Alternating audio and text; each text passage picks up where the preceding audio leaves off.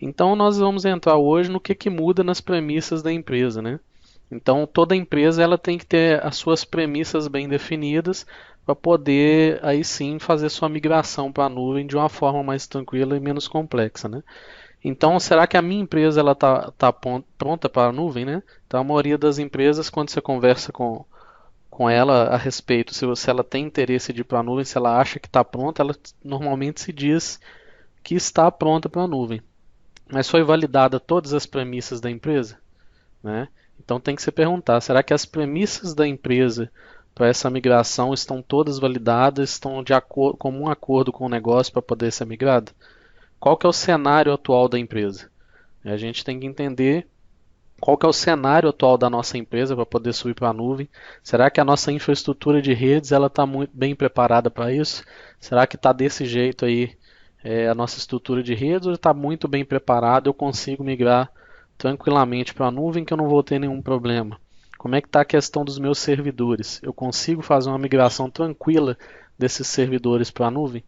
Ou eu tenho algum problema aí que tem que ser sanado antes disso, né?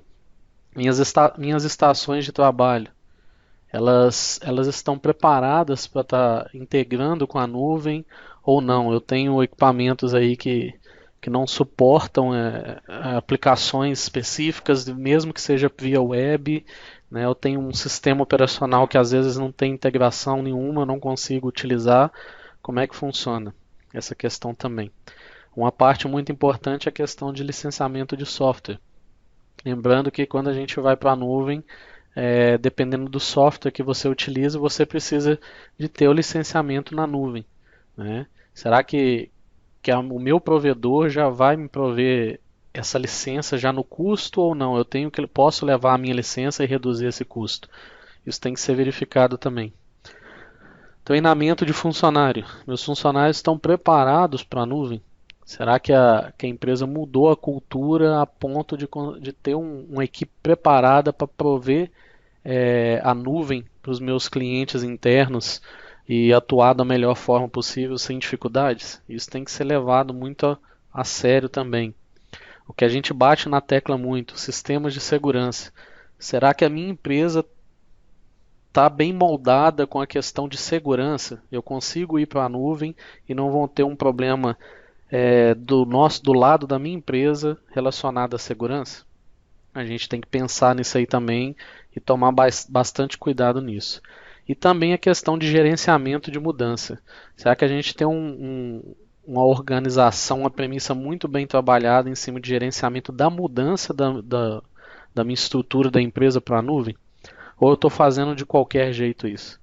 Então a gente tem que tomar muito cuidado com essas questões, porque muitas vezes a gente acha que a empresa está bem preparada, tá, as premissas estão todas adequadas, já foi validado tudo, e quando eu vou para a nuvem eu tenho uma série de problemas, de dificuldades, e isso aí pode acarretar problemas até financeiros aí para a empresa. Então a gente tem que tomar cuidado com isso. Tá? E para exemplificar essas questões de validação do cenário da empresa, eu peguei até como exemplo do livro esse topologia de infraestrutura aqui para mostrar para vocês, que é uma topologia simples de um ambiente da empresa. Então hoje a empresa ela tem um servidor de virtualização com uma aplicação, o seu banco de dados e o servidor de arquivos, os três aqui dentro, ligado num switch de nível 2, que é um switch intermediário aí em questão de gerência. Eu tenho um servidor de diretórios que vai fazer a parte de autenticação, tá? E federação no ambiente quando eu mudar para a nuvem, tá ok? Além disso, eu tenho uma segunda área aqui das estações de trabalho que é separada por VLAN. VLAN seria a separação lógica do meu ambiente. Então, esse ambiente aqui só vai comunicar com o que é necessário no meu ambiente de servidores. Então, eu consigo fazer essa separação. E desses dois switches, desses dois pontos de comunicações, tanto dos servidores quanto das estações, está ligado em um único roteador que sai para a internet, né, a conexão sua com a internet, um firewall para evitar problemas relacionados à segurança e interligado a um único provedor aí de conexão de internet. Então essa topologia da empresa e a empresa ela acredita que está pronta para adoção, ela está fechando um contrato com um provedor de nuvem com SLA de 99,9% com o provedor, então quer dizer que ela precisa do ambiente quase que na sua totalidade de tempo ligado, sem problema, né? E as aplicações de produção e servidor de arquivos vão para a nuvem, tá ok? Então, quando a gente fala do SLA de 99,9%, quanto maior o fechamento do SLA com o provedor de nuvem, maior o valor. Né? Então você tem que prestar atenção se você não está jogando seu investimento fora por falha interna, o que pode ser crucial aí para o seu ambiente de produção. Né? Então, seguindo aqui, quais são as premissas dessa empresa aqui? Eu tenho a segmentação de rede que eu mostrei ali da VLAN. Então eu tenho uma rede segmentada. Eu tenho um servidor de diretório onde ele faz autenticação e autorização. Né? Quando você loga com o seu usuário e senha, ele que vai autenticar e autorizar você a acesso às aplicações. Eu tenho uma plataforma de virtualização que, com os servidores virtualizados ali em cima dele, agregando esses servidores. Né? Eu tenho uma VLAN também segmentada. Além de segmentação física de rede, eu tenho segmentação lógica. E tem o firewall de perímetro que ele faz o filtro entre a internet e o ambiente interno da nossa empresa. Então aqui eu vou mostrar alguns pontos de falha que podem existir na nossa empresa e às vezes passa batido e a gente não vê. Tá? O primeiro ponto de falha, vocês verem, é aqui em cima, no provedor. Então, ponto de falha número 1. Então, a empresa está prestes a assinar um contrato de 99,9% de disponibilidade, o que está indicando que ela precisa de altíssima disponibilidade de acesso aos serviços, né? Foi o que eu tinha falado. Porém, a topologia atual mostra que este é um ponto de falha. Por que é um ponto de falha? Você só tem apenas uma conexão com o provedor. Né? E se caso esse provedor venha cair, né? Você vai parar todo o seu ambiente quando estiver na nuvem. Né? Então é um risco que você tem, ter um único provedor aí externo. Né? Quando a gente fala de nuvem, isso não satisfaz. Tá? Então como é que a gente vai fazer a mitigação? Ter mais um provedor aí em standby. Né? Então se caso um cair, um parar de funcionar, eu tenho um secundário aí que vai entrar e suprir essa necessidade aí de conexão com a minha nuvem, conexão com a internet. Tá ok? Então esse é o primeiro ponto aí que a gente tem que tomar bastante cuidado. Não adianta você ter um provedor de internet, tá? E achar que está 100% seguro, que meu SLA tá tranquilo com relação à disponibilidade. Tá ok? Esse é um dos primeiros pontos. O segundo ponto vem falar do firewall, tá? Então qual que é o motivo desse ponto de falha? Então, ele fala que, mais uma vez, partindo do pressuposto de que a empresa vai precisar cada vez mais de uma conexão estável com a internet ou migrar para a nuvem, é importante avaliar a solução de perímetro, ou seja, o firewall. Né? Verifica se ele está pronto para suportar a carga adicional de entrada e saída ou se ele poderá se tornar um gargalo. Então, quer dizer, eu tenho um firewall que ele está ali mantendo a minha segurança, mas será que as requisições, os acessos que eu vou ter na nuvem, a quantidade de acessos, ele vai suportar? Será que esse firewall está preparado para isso? Então a gente tem que se preocupar com essa questão também. Então a gente vai falar da prova de conceito, as POCs aqui. É necessário você fazer um teste de desempenho aí no firewall para você simular essas quantidades de conexões que vai precisar, né? E verificar o resultado, igual está falando ali, se ele é satisfatório e caso não seja, avaliar qual a melhor solução. Ou você vai fazer um upgrade do seu firewall para ele suprir essa necessidade, né? Ou adicionar um outro firewall que é o que a gente chama do balanceamento de carga. Você tem dois firewalls e dali você consegue fazer um balanceamento da carga que vai trafegar ali, ou então um outro firewall aí que consiga suprir essa necessidade. Então esse aí é um segundo ponto que tem que ser abordado, que tem que ser verificado e tomar muito cuidado também quando for migrar para a nuvem. Tá? Um terceiro ponto já é no roteador interno que a gente tem. Então a gente tem o provedor e tem o nosso roteador que vai sair para a internet, né? Que é conectado lá com o provedor. Então, motivo, conexão do firewall com esse ativo de rede interno, né? Precisa também ser reavaliado do ponto de vista de desempenho e disponibilidade, a mesma coisa. E como este ativo é o ponto principal de saída da rede interna para o usuário, caso ele fique indisponível, todo o acesso à nuvem está comprometido. É o mesmo caso do provedor, né? Então, se esse roteador falhar, como é que eu vou fazer? Ele parou simplesmente para todas as conexões. Então, vai resolver meu problema? Mitigação desse caso. Faz um teste de desempenho do mesmo jeito no ativo, avalia a possível adição de múltiplos caminhos para chegar ao file. Então, quer dizer, além de você ter um único roteador, se você tiver a possibilidade de ter mais de um e fazer um balanceamento disso, é interessante em ter múltiplos caminhos. Então, um exemplo aqui, eu tenho um ponto aqui ligando para sair das minhas máquinas para a internet. Eu poderia ter mais uma conexão aqui, tá? Saindo para a internet, que caso um ponto falhe aqui, o outro ainda esteja funcionando.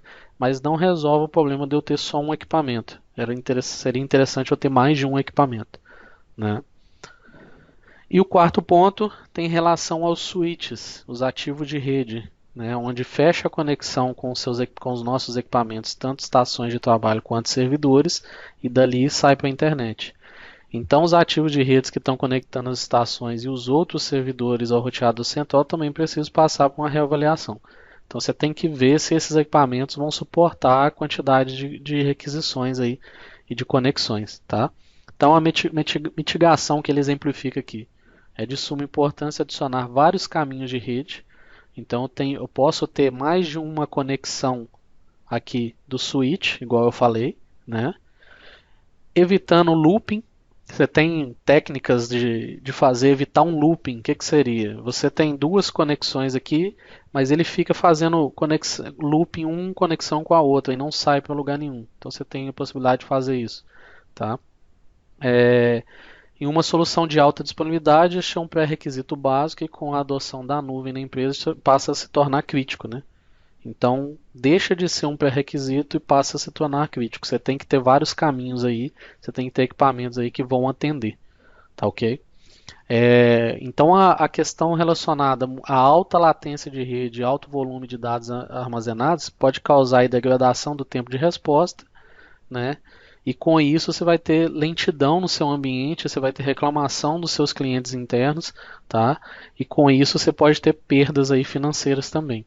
Então é sempre bom ter as análises atualizadas de tráfego de rede, tanto antes quanto depois de se migrar, também do volume de tráfego, né, para ajuste aí. Então você pode ajustar nos testes de migração ainda para a nuvem, como você pode ir ajustando depois que você migrar. Você resolve o problema o máximo que puder antes da migração, e se caso vier a ter problema, você tendo análise aí de tráfego de rede, volume de tráfego, você consegue sanando esses problemas aí. Então a gente tem que preocupar muito com todas essas questões. A gente vê aí que é uma topologia que seria simples, um pouco simples, né?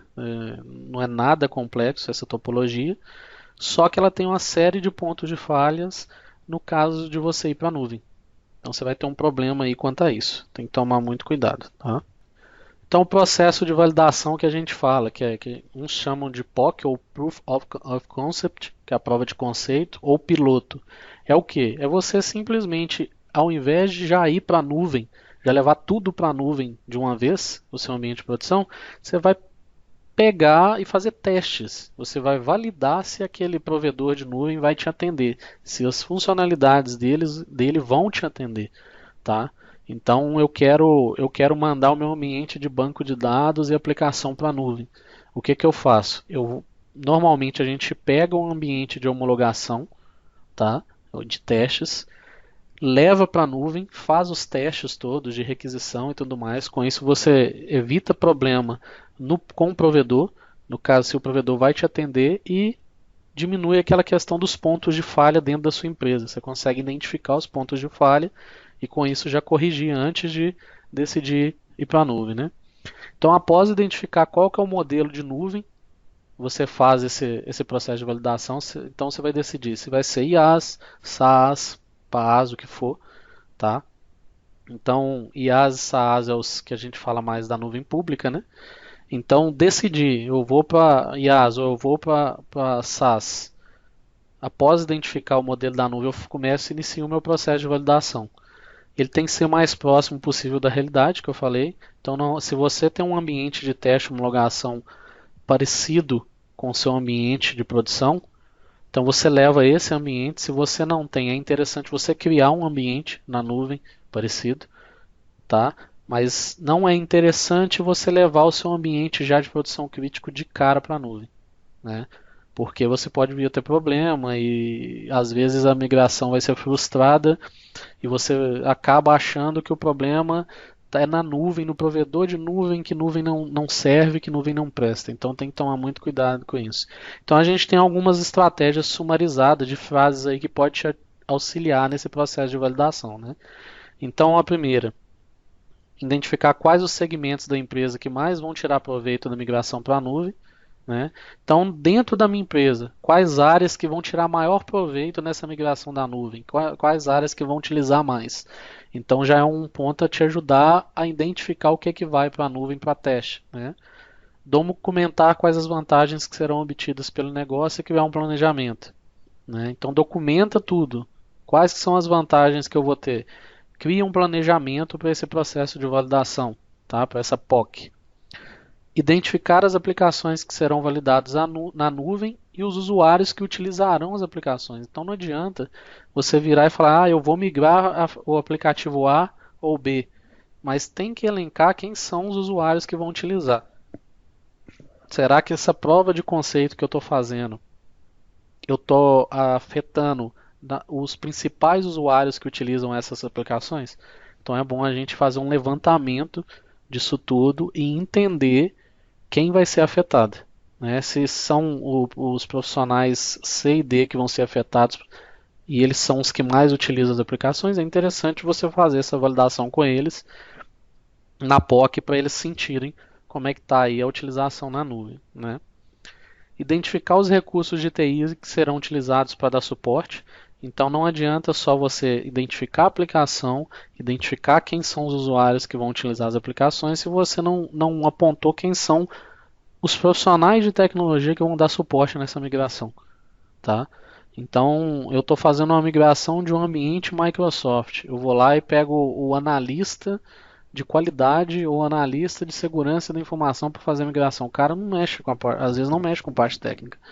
Então, você tem que tomar um cuidado quanto a isso. Você tem que identificar o profissional correto para essa utilização no suporte aí de toda a migração, desde a validação até a migração lá no final, tá? Identificar os recursos financeiros que serão necessários para a POC, né? Então, quanto que eu vou ter de custo aí para fazer esse teste, para fazer essa validação? Então, tem que identificar a questão financeira também. Então, primeiro, qual o segmento da empresa que eu vou identificar, quais as aplicações e quais os usuários-chave para a utilização nessa POC, quais os recursos que vão dar suporte e os recursos financeiros que eu vou ter necessidade para poder fazer essa prova de conceito, tá ok? Após a POC, o que eu tenho que fazer? Documentar os pontos positivos e negativos, os pontos positivos e negativos tanto relacionados ao provedor quanto relacionados ao nosso ambiente, à nossa infraestrutura, tá? O que funcionou e o que deu errado? Foi limitação do escopo de teste? O que não funcionou como deveria? A limitação é nossa, é da nossa empresa. Então, como eu vou corrigir isso, tá? Se você identificou que tem algum problema, alguma limitação no provedor, reporta tudo ao provedor e negocia o que for possível, tá?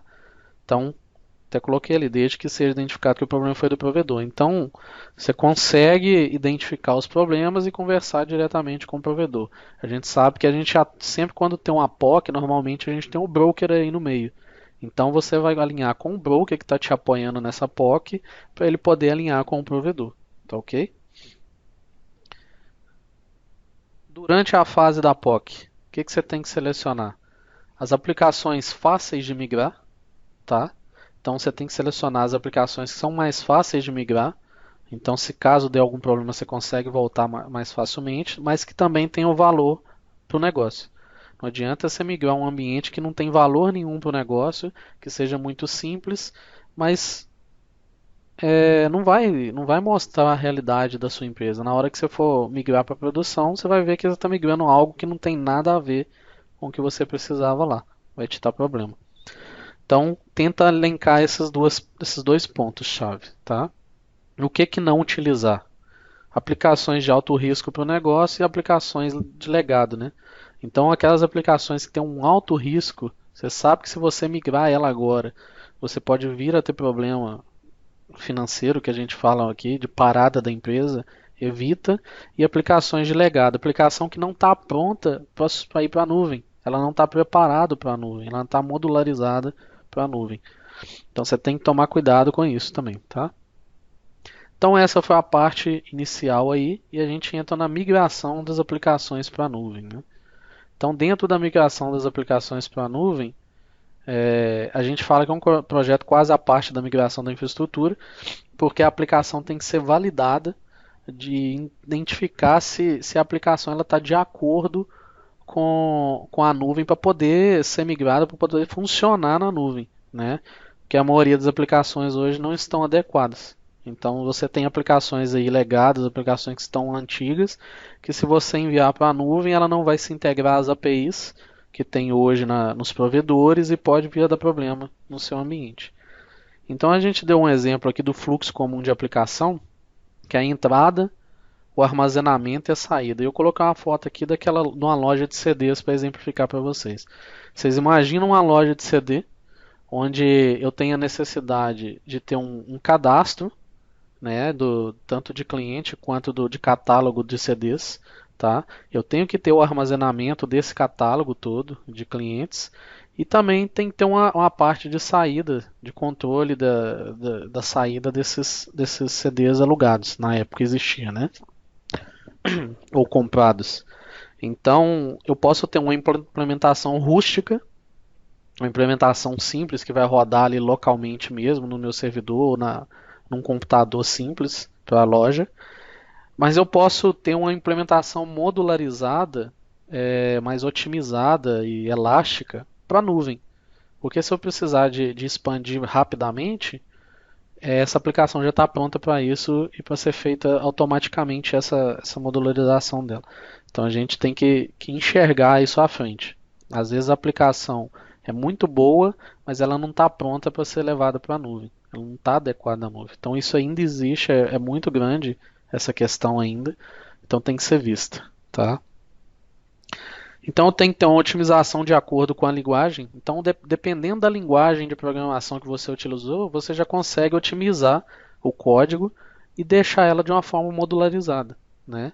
E temos que pensar o seguinte: como é que o usuário vai interagir com isso? Como é que o usuário vai interagir com a minha aplicação? Vai ser via desktop, web, nuvem? Como é que vai ser? Então, com isso, a gente entra na base da aplicação aí. São três bases da aplicação que é utilizada aí hoje no mercado. A primeira é a baseada em desktop, né? Então ela vai ser executada na estação do cliente, é aquele programa que é instalado local na máquina do cliente e é utilizado ali. Usa os recursos locais, né, de processamento, de memória. Ele acaba sendo mais rápido a resposta do que se tivesse numa nuvem, às vezes por quê? Porque está local, né? E não concorre com outros recursos aí na rede. Então está tudo local, mas você tem, por outro lado, o risco de perda disso aí, de falha do hardware e perda de tudo, né? Se você não tem também um backup bem feito disso. Então os binários, que é a aplicação, ela é instalada localmente, tá? Um exemplo disso é o Excel. O Excel ele é instalado localmente, você utiliza ali na máquina, né? E se caso der algum problema, você tem que reinstalar tudo ali. Então ela é utilizada localmente. Não quer dizer que essas aplicações baseadas em desktop não existe a possibilidade de ir para a nuvem. A maioria dessas aplicações já conhecidas já existe modelos delas para a nuvem. Com todas as funcionalidades, nem sempre, mas a cada dia está sendo implementadas as mesmas funcionalidades que tem numa aplicação baseada em desktop, tá? E a possibilidade é nula de extinção devido à necessidade de cada negócio. Então tem negócio que necessita de aplicação local. Ela não vai para a nuvem. É o que eu falo, nem tudo que você tem no seu ambiente, na sua empresa, vai para a nuvem, tá? Então tem aplicações aí que vão ser ainda baseadas em servidor, em desktop e vai ser instalado localmente aí na empresa. baseado na web, né? O baseado na web, ele ainda se mantém localmente dentro da empresa, tá? Você tem a instalação não necessariamente no desktop, mas num servidor. Então ele é executado via browser. Então muitas vezes o pessoal confunde, faz confusão aí que ele está na nuvem, porque está acessando via site, via web, né? Via Internet Explorer, via Edge, via Chrome, Firefox. Então não quer dizer que está na nuvem. Tá, as características aí das aplicações são as mesmas usadas na internet. Ela independe do sistema operacional, então você consegue usar em qualquer um. Ele é uma aplicação distribuída, tá? Então você tem uma melhor experiência do ponto de vista de escalabilidade e disponibilidade. Então ele deixa de ser utilizado no desktop e vai ser utilizado num servidor distribuído em servidor de banco de dados, de aplicação, e dali eu consigo fazer toda aquela expansão. E o que eu disse é confusão aí baseada no web. Aqui eu repeti baseada duas vezes, né? Baseada no web, na verdade, confundindo com a nuvem, né? No caso, eu dei o exemplo do Office 365, mas o Office 365 já é uma aplicação de nuvem, né?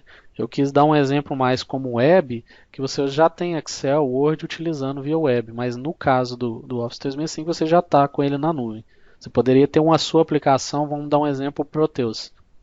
Antigamente usava-se muito o Proteus somente instalado em desktop. Hoje você tem servidor e via web você utiliza ele, mas está local dentro da sua empresa, né? E tem a baseada na nuvem. Então, quando não se sabe, as pessoas vão fazer uso concorrente da aplicação. Então, quer dizer, quando eu preciso de uma aplicação para utilizar para o meu ambiente, para prover para o meu cliente, eu não sei quantas pessoas que vão utilizar ao mesmo tempo a minha aplicação. Eu levo essa aplicação para a nuvem, né?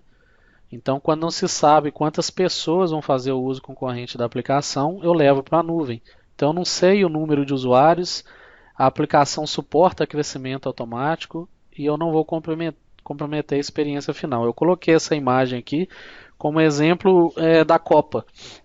Você imagina uma fábrica de cerveja, aonde ela vai fazer uma promoção, fez uma promoção na Copa do Mundo, que a cada ingresso comprado ele comprava, tinha direito a uma quantidade de cerveja. Então você imagina, do dia da Copa e antes de Copa, né? Antes da Copa eu vendia X cervejas, com essa promoção isso vai expandir. Então eu preciso de uma maior elasticidade aí do meu ambiente de acesso do cliente. Então, com aplicações baseadas na nuvem, eu tenho essa possibilidade. Então, tenho elasticidade e alocação de recursos de nuvem, se necessário. A gente já falou disso nos capítulos anteriores aí da trilha. E volta de novo na principal questão aí da nuvem, a elasticidade e a possibilidade de alocação de recursos sem comprometer a experiência final do cliente. Então, eu consigo permitir o crescimento sem comprometer o serviço. A empresa continua trabalhando normalmente, sem nenhum problema, sem perda financeira aí com os clientes. Okay? E aí, a gente entra nos fundamentos de aplicações para a nuvem. Tá? Iniciando aí os fundamentos de aplicações na nuvem, a gente fala da elasticidade, sempre, né? Que é a característica principal para se investir no desenvolvimento de uma aplicação pronta para a nuvem. Então, sempre que a gente vai desenvolver uma aplicação, quem é da área de desenvolvimento, para a nuvem tem que pensar na elasticidade. Ele tem que ter a modularidade que a gente fala para poder ter elasticidade no momento que eu precisar de expansão da minha aplicação para a nuvem, minha utilização. Então, os padrões também aí são importantes. Então, quais são esses padrões? Capacidade de crescimento. Então, tenho flexibilidade de começar pequeno e à medida que for crescendo, ele pode obter dinamicamente mais recursos da plataforma. Então, foi o que eu dei exemplo ali da cerveja. Né? Então, começou, a empresa está utilizando e faz uma promoção e de repente começa a vender muito, ou tenho que ter uma capacidade de crescimento ali no meu ambiente na nuvem. Então, a aplicação tem que ter essa capacidade. Tá? Minha aplicação tem que ter capacidade de demanda em momento de pico. Então, você tem a possibilidade de picos previsíveis e não previsíveis. Né? Os não previsíveis são aqueles, igual a gente fala, que de repente inicia. Está tendo muita venda e aumentando e expandindo. Não era previsto isso em dado momento, ou os previsíveis.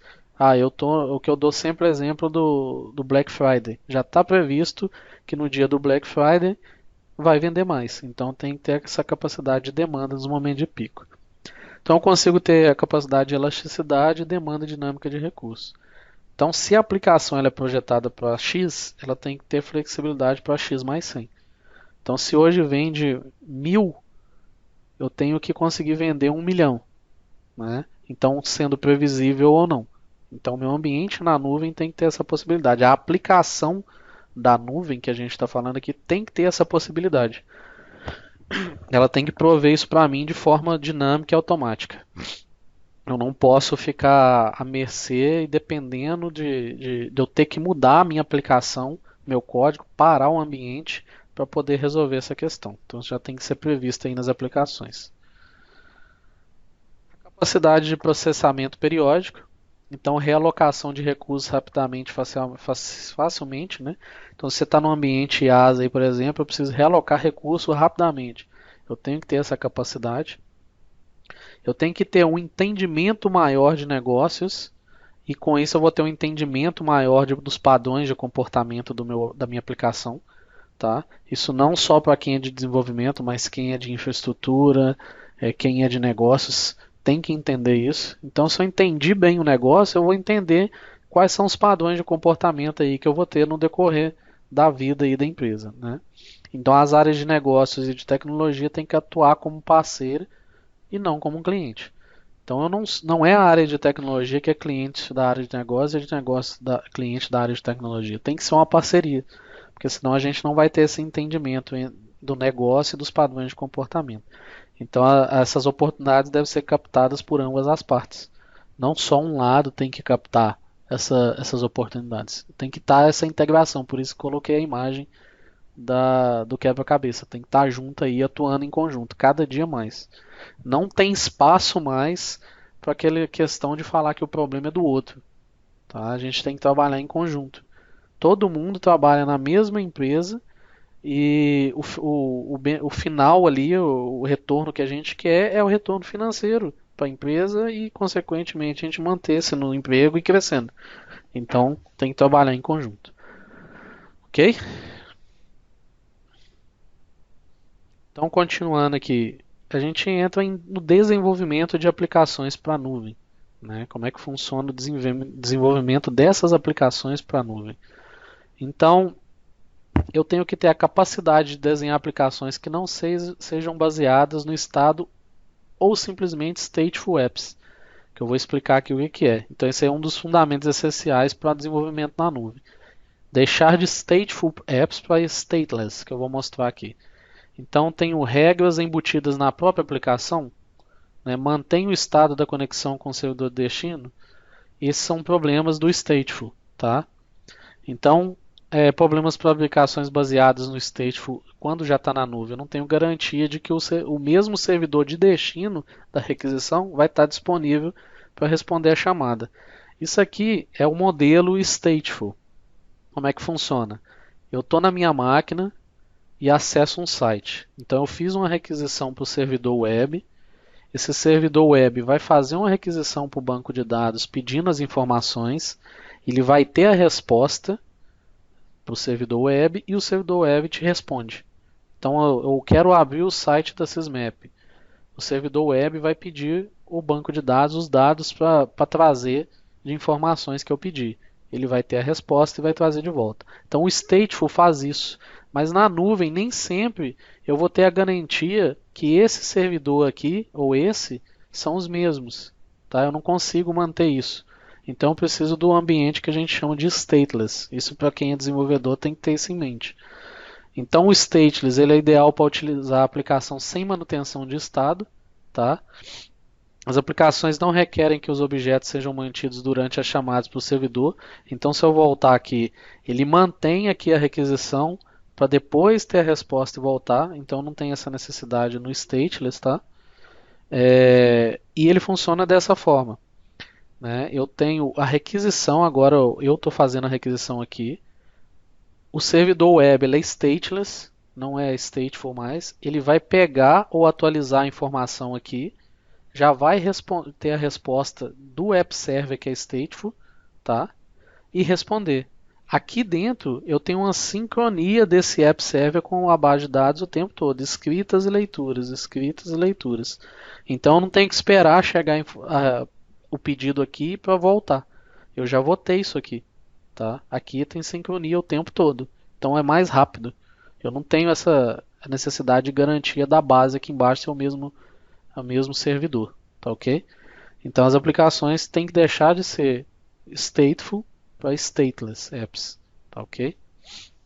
Esse é um pouco da parte técnica, é só por alto para vocês entenderem por trás aí como é que tem que ser uma aplicação, a forma de comunicação dos servidores por trás, para não ter problema. Então a aplicação tem que ser escrita dessa forma, que ela consiga fazer essa puxar essas informações e atualizações direto aqui na aplicação, no servidor de aplicação e já responder, sem ter que esperar uma resposta do banco de dados. Ele já vai ter essa sincronia o tempo todo. Tá? Então, está decidido que mudaremos de IaaS para PaaS. Posso? Eu posso. Já migrei, já estou na nuvem, estou no IaaS, quero passar para PaaS. Posso fazer? Posso. Né? Eu tenho essa necessidade, essa possibilidade de fazer isso. Eu tenho possível necessidade de adequação da aplicação, tá? Então, para adequar essa aplicação de IaaS para PaaS, o que eu preciso? Que as APIs de PaaS que são proprietárias da plataforma consigam conversar com a minha aplicação que era IaaS e passou a ser PaaS, tá? Então, as APIs do provedor lá da plataforma do provedor, é, elas conseguem se comunicar, se integrar com a minha aplicação. Minha aplicação está escrita dessa forma, de uma forma que dê para entender, dê para comunicar mesmo. Então tem que cuidar disso também. Para não ter a necessidade ou a possibilidade de reescrever o código. Imagina a sua empresa foi para a nuvem como PaaS, está trabalhando, não está legal, quer mudar para IaaS e ter um maior controle no meu ambiente. Aí quando você muda para IaaS ou para PaaS, eu preciso de fazer a integração das APIs, eu vejo que a minha aplicação não tem como integrar. Aí eu tenho que parar e reescrever o código. Olha o problema que a empresa vai ter. Então é por isso que a tendência natural aí é de usar IaaS, a não ser que há benefícios específicos aí de PaaS.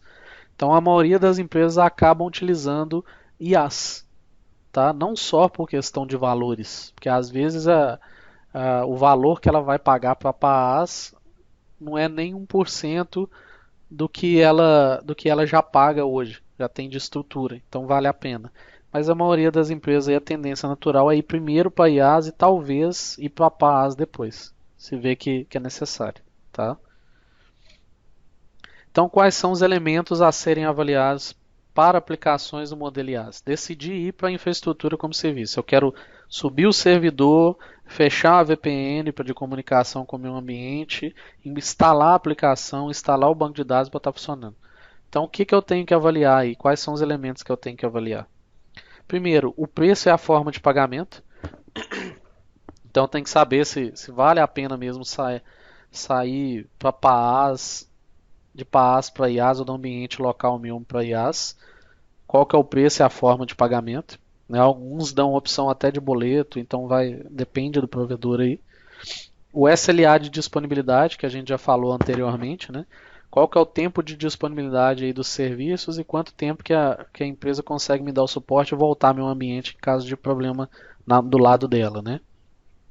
Quais as certificações do provedor, a gente já falou na questão de segurança, né? Quais certificações que o provedor tem que vai me garantir que ele é um bom provedor.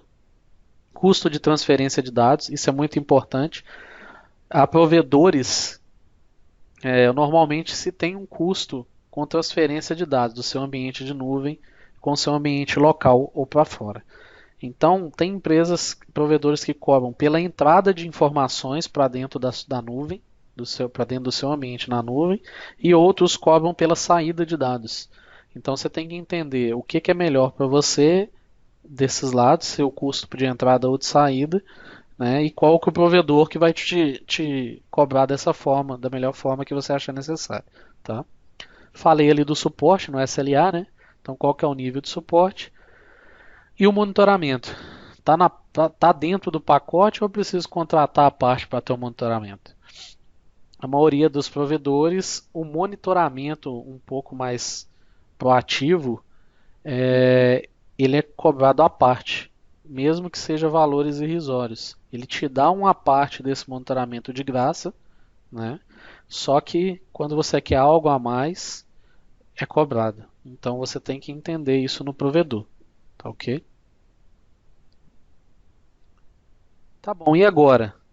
O que eu vou fazer? Já fiz todos aqueles passos lá atrás, após estabelecer fundamentos iniciais, as capacidades do provedor, o modelo a ser utilizado, eu vou ter que escolher as aplicações que deverão ser migradas aí, utilizando alguns pontos, né? Alguns que a gente já falou lá atrás e mais alguns aqui aplicando, que é o custo-benefício, que eu falei, qual que é a prioridade do meu ambiente, quais são as prioridades, qual a criticidade, né? Quais aplicações que têm maior criticidade para subir para a nuvem que eu preciso, né? Os atributos da aplicação que a gente falou, a aplicação está pronta para isso? Quais são os atributos dela? E a portabilidade, facilidade de migração sem reescrever o código. Então a gente tem que ter um pensamento nisso aí, sempre, para aplicações. Facilidade de migração sem reescrever meu código. Eu não tenho necessidade de reescrever o código. Então, para isso, os serviços web aí costumam utilizar as tecnologias chamadas de HTML, JSON e XML.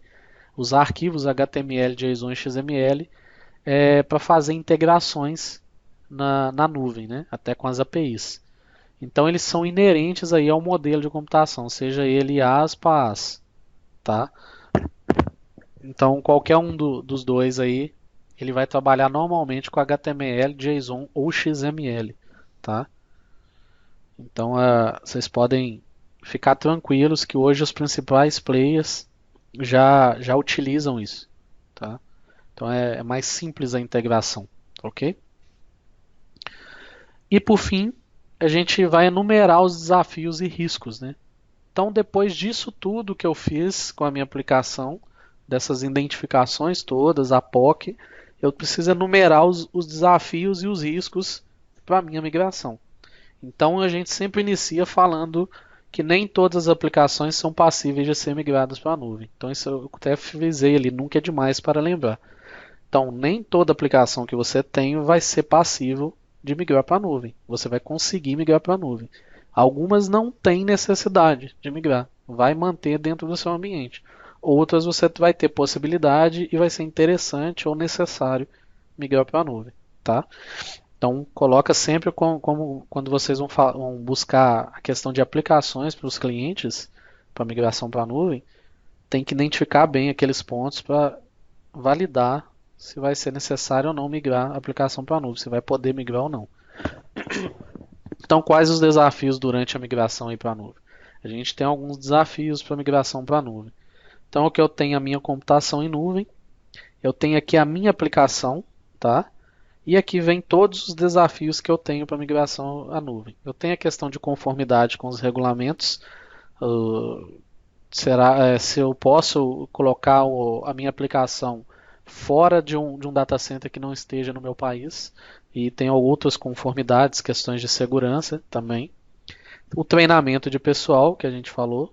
O pessoal tem que ser treinado, se for necessário. Se você já não tiver pessoas treinadas, né? Manutenção e operação desse ambiente, manuseio de grande quantidade de dados. Então você vai, consequentemente ali com a nuvem, como você tem essa elasticidade, você vai ter uma necessidade de manuseio de maior quantidade de dados. Estruturação dos dados tem que ser algo muito bem estruturado, né, para não gerar uns custos desnecessários. A gente sabe que a gente passa a usar somente o que a gente utiliza na verdade. Então você não vai definir um ambiente sem utilizar aquilo. Você vê que está com um ambiente subdimensionado, você vai conseguir diminuir ele. Então, estruturação melhor aí dos dados. E a segurança. A gente sempre bate nessa questão. Segurança sempre tem que se preocupar, tá? Então tem algumas definições aí do risco. A maior definição que a gente vem do, do processo dos melhores práticas ITIL, ele fala o seguinte, que um possível evento que possa causar dano ou perda ou afetar a habilidade de atingir, né, os objetivos. Então, o risco ele é um possível evento que possa causar dano ou perda ou afetar a habilidade de atingir os objetivos. Então, a gente tem que enumerar os possíveis eventos que podem ocorrer e que vão afetar a migração da aplicação para a nuvem. Então, tem que tomar sempre cuidado, ó, enumerar sempre os possíveis eventos que podem ocorrer, os riscos que vão atrapalhar e atingir os objetivos da migração da aplicação para a nuvem. Então, tomar sempre cuidado com isso. Tá? É um processo de identificação, classificação, priorização e mitigação e monitoramento dos riscos. Nós temos essas fases.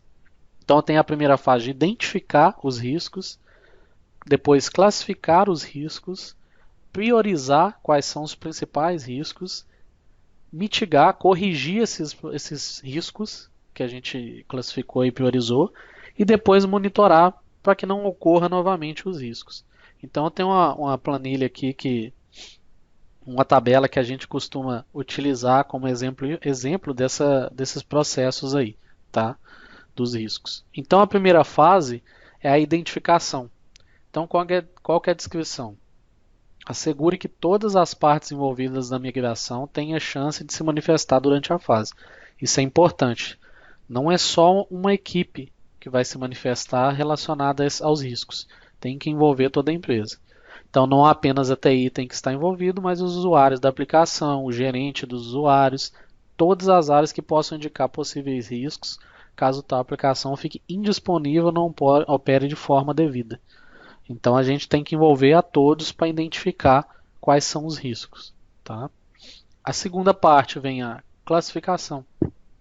Então identifiquei os riscos com todo mundo. Vamos classificar.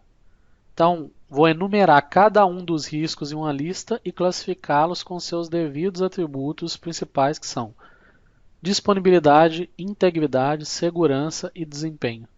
Né? Então, eu vou pegar todos os riscos e colocar dentro desses atributos aí. Quais são os riscos que estão em cima da disponibilidade, quais estão em cima da integridade, da segurança e do desempenho. Então, tem uma pergunta básica. Qual o risco inerente se a aplicação X tiver falha de integridade durante a migração para a nuvem? Aí ele fala, tal pergunta se repete para cada um dos atributos. Então, vou ver os riscos de disponibilidade. Qual que é o risco inerente se a aplicação tiver uma falha de integridade ou uma falha de disponibilidade ou de segurança ou desempenho durante a migração para a nuvem? Vai te ajudar a classificar os riscos em cada um daqueles atributos ali. Ok? Fiz a identificação, fiz a classificação, a gente entra na priorização. A gente tem que priorizar quais são os riscos que vão ser mitigados primeiramente. Então, uma vez tendo identificado e classificado os riscos, é a hora de priorizá-los. Né? Então, a equipe precisa identificar quais riscos precisam ser mitigados primeiro, e além de que nesta fase é preciso analisar a probabilidade de que o risco ocorra. Então, ele deu um exemplo aqui. Qual a probabilidade de que durante a migração para a nuvem a aplicação vai ficar indisponível para o usuário? Então, esse é um exemplo aí de priorização. A resposta desta pergunta e o impacto deste evento vão ser usados para definir a priorização.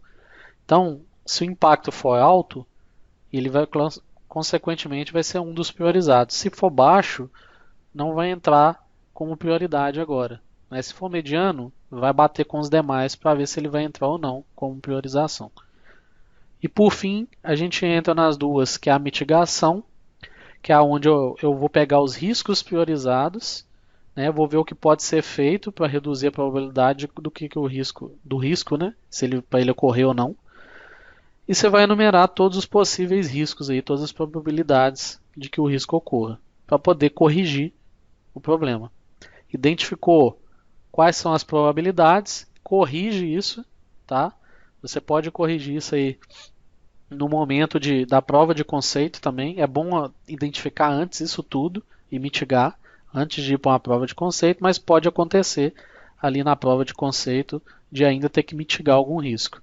E depois disso você vai fazer um monitoramento. Né? Então você tem que ter uma estratégia de monitoramento aí que precisa ser traçada para saber como anda a migração das aplicações. Então, voltando lá atrás, eu vou identificar os riscos, classificar esses riscos, né, quanto aos atributos de disponibilidade, integridade, segurança e desempenho. Vou priorizar aqueles que são mais graves, que têm um impacto maior, né? Vou mitigar esses riscos, ok? E depois monitorar para que não aconteça mais. E se acontecer, faz o mesmo ciclo, vai mitigando os problemas, tá ok? Então esses são os pontos aí chave. Então o que tem que se ter em mente é o seguinte, que as principais empresas suscetíveis aí aos ataques são as grandes empresas que estão movendo para a nuvem. Então são os maiores alvos aí de cyberataques, tá? E essas empresas a gente chama elas de right profile, os perfis altos, né? Os perfis mais fortes, mais graves aí. Que um exemplo aí são as instituições financeiras, né? Que tem que tomar cuidado no planejamento da migração. Tem que estar muito bem planejado, muito identificado essas aplicações, o seu ambiente, identificar todos os riscos, corrigir tudo antes, para que não tenha um problema de algum cyberataque aí, alguma falha que possa comprometer as empresas. Não quer dizer que as empresas menores não vão sofrer um risco desse. Hoje em dia a gente sabe que está sofrendo risco pode ser empresa pequena, média e grande porte. Então tem que tomar esse risco. Um ataque que é mais conhecido aí é o DDoS, que é o Distributed Denial of Service, né? Então, durante o período de migração aí pode haver essa possibilidade. Se tiver uma brecha de segurança, o que pode acontecer? Sua aplicação está no ar, você está fazendo teste. Se o atacante que a gente chama, que faz o ataque, né, que é o hacker ou cracker, ele faz esse ataque, tá? E ele vai tentar acessar o seu serviço até derrubar a sua aplicação, até ela desligar, né? Isso acontece, tá? Até o próprio governo brasileiro já teve esse problema de denial of service do DDoS, de ataques assim, derruba mesmo o ambiente. Então, durante esse processo de migração, você tem que tomar cuidado sempre com a segurança, desde o início, tá? Para não ter esse problema.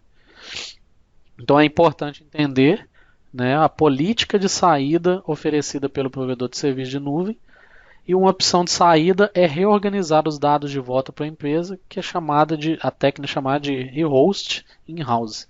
Então, se caso você viu que não deu certo, você quer voltar o seu ambiente para dentro da sua empresa e não vai mais para a nuvem, você tem que entender a política de saída oferecida aí pelo provedor. A gente já falou sobre o SLA na última reunião nossa, né? E foi falado justamente isso, tá? Então vamos tomar cuidado aí com essa questão também. Então tem que tomar cuidado desde lá no início. Se a sua aplicação está pronta para ir para a nuvem, modularizada, quais são os fundamentos, os passos, a migração, a prova de conceito. Lembrando sempre, se puder levar um ambiente de homologação, de teste primeiro, identificar qual a aplicação que tem que ir primeiro, quais são os usuários, né? Identificar a questão financeira e quem vai dar suporte, tudo definido. Identifica os riscos, corrige todos eles e continua em cima da parte de segurança até o caso de você querer voltar o ambiente para dentro da sua empresa, não quiser ir para a nuvem, se for esse o caso, e entender a política de saída aí do provedor, se ele te deixa fazer isso ou não. Hoje as empresas, os players principais aí, a gente sempre tem essa política que não tem problema. Dentro daquele prazo de prova de conceito, você consegue trazer de volta o seu ambiente para dentro da empresa se precisar. Passou desse tempo, alguns players costumam desativar o ambiente todo e você perde tudo, tá? Então você tem que estar isso muito bem acordado com o broker, com o provedor, para não ter maiores problemas, tá ok?